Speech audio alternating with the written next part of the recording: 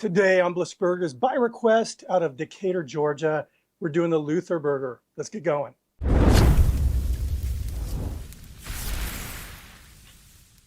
So the Luther Burger has become sort of a regional burger out of Decatur, Georgia, and there's a dispute on how it came to be.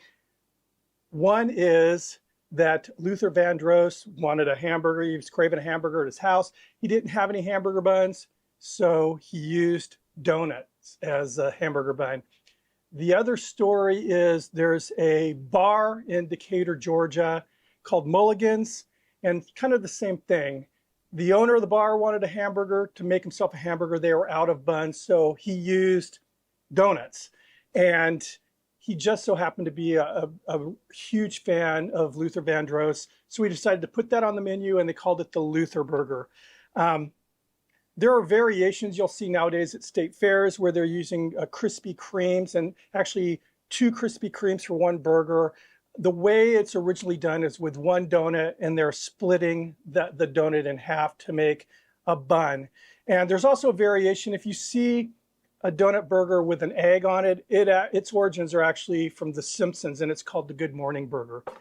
Let's get going. We're going to make those buns. This is a request. It's funny.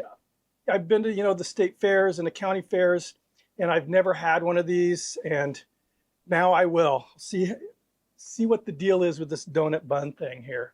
So I've got a nice, fluffy, fresh donut, and I bought these this morning, 6 o'clock in the morning at my one of the local donut shops here. So I just use my knife and split this in half.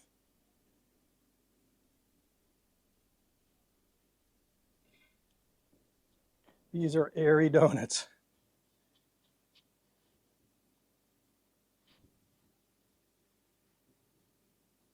Yeah, that part was easy. Now let me show you the patties we're working with here. 2 6-ounce patties of ground chuck. It's 80/20. I'm just going to season it with some kosher salt.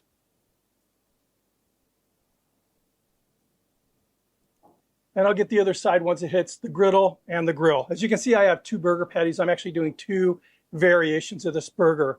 One variation is the way they cooked it at Mulligan's. And by the way, so Luther Vandross died. He passed away 2005, and Mulligan's closed in 2006. So this is a mystery that'll never be solved. Who was the first to do this? But Mulligan's did theirs on a griddle, so I'm going to be using a kettle. And then the other variations, and there are other restaurants now in that Decatur area that are cooking this burger, and they're doing it on flat tops. So I'm doing both ways here. Let's start cooking. Using the wildfire griddle today for that flat top variation. And the first thing I'm going to do, and this is going to be for both burgers, let's get some bacon down. These are pretty cool slices of bacon too, because they're not as long as your average pack of bacon.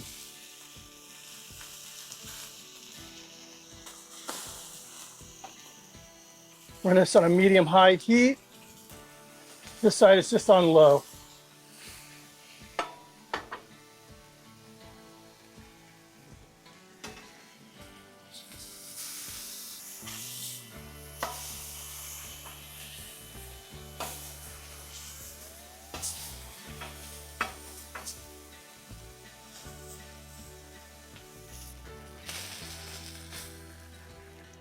All right, get over here. This is on low on this side of the grill. Just continue the cooking over there at a much lower temperature. All right, we'll get that burger down. Salt on this side. Using the kettle grill here, patty down, and a little salt. All right, one of those donut halves. A little butter on there. Cut in half.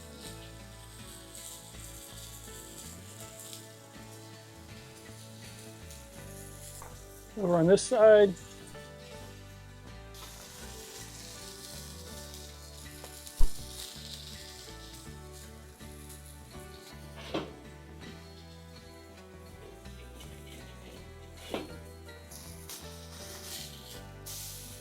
Nice.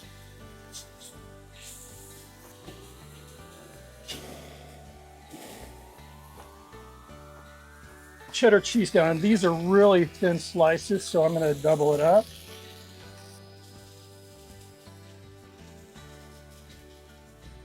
All right, let's do this. Okay, so this is the Mulligan's version that was down on the grill, and you can see that it's actually grill marks down. And this is the buttered and grilled version, and it's going to be buttered side up.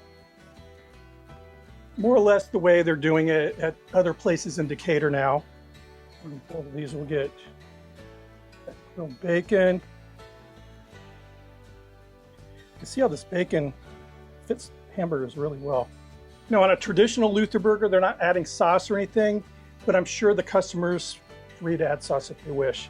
So that Mulligan's version, we're going sliced and grilled side up. Then on, again, the more common version nowadays, that buttered toasted side down, so glazed side up. So all in all, with the exception of the type of bun that it has, very, very basic burger.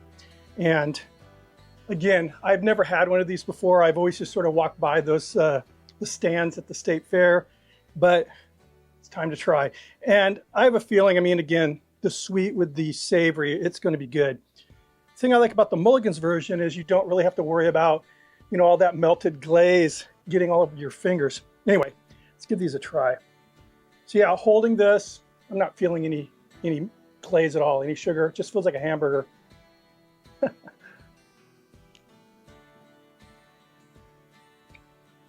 good. So the nice thing about this is, and I don't know if it's because the sugar side is down, but it's not that really overwhelming sweetness. So I'm looking forward to trying the other burger here. I will say that, you know, this donut is so fluffy that it just pancake thin after the first bite. That's good. Let's try this much more common version now with the sugar up. And already my fingers are getting coated with this melted glaze. Definitely the aftertaste is a lot sweeter. The eating experience, I like the Mulligan's version better. Not only the fingers, but the other version, as you're biting it, you're getting it all over your lips. You know, that sugar, that glaze. This Mulligan's version here eats more like a normal burger.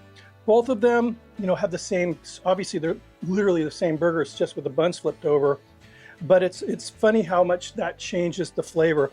I mean, this one seems sweeter, you know, than the Mulligan's version. So yeah, they're good. They're a lot better than I actually expected them to be. Will I be cooking these up at family get-togethers? Probably not, no, unless someone requests one. But they're very good. I'm guessing they're not real high on the health scale, but like I said, it's kind of morphed into fair food. I do think that this version with the bigger donut sliced in half, like the originals were, is probably a little bit more reasonable than the two Krispy Kremes, you know, with meat in the middle. But yeah, anyway, good. Thanks for the suggestion. I'm glad I did this. We'll never know whether it was Luther himself that invented this or Mulligan's, but it's kind of good to have some mysteries sometimes in our lives, right?